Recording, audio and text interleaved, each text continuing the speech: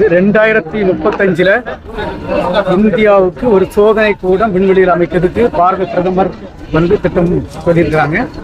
அது 5 மாடியூல் ஆகும் கன்ஸ்ட்ரக்ஷன். அதுல முதல் மாடியூல் 2028 நாங்கள் அனுப்ப போறோம். எல்லா மாடியூலும் சேர்த்து 2035 அந்த சோதனை கூட அமைக்கப்படும். அது மட்டும் இல்லாமல் இந்த வருஷம் நம்ம ககன்யான் திட்டம் உங்களுக்கு எல்லாருக்கும் தெரியும். நம்ம ஆட்களை நம்ம இந்தியர்களை இந்தியாவில் தயாரிக்கப்பட்ட ராக்கெட் மூலம் விண்வெளிக்கு கொண்டு போயிட்டு திருப்பி கொண்டு வரக்கூடியது. அது 2027 செய்ய போறோம்.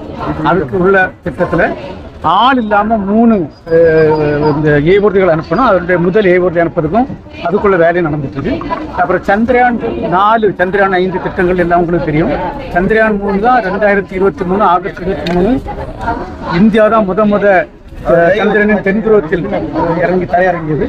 நம்ம சந்திரயான் 4 பார்த்தீங்கன்னா அங்க நிலாவில் திரையிறங்கி அங்கிருந்து சாம்பிள் எடுத்துட்டு நம்ம ஆராய்ச்சி செய்ய திட்டமாகும். அந்த திட்டம் 2028 நடக்கும். மற்றும் இந்தியாவும் ஜப்பானும் சேர்ந்து சந்திரயான் 5 ரூபக் மிஷன் அதுக்குள்ள வேலைகள்லாம் செய்யிட்டு அதுக்கு பாரத பிரதமர் நரேந்திர மோடி அவர்கள் ஜப்பான்ல அது வேலையும் நடந்துட்டு இருக்கு. அது 2028 நடைபெறும்.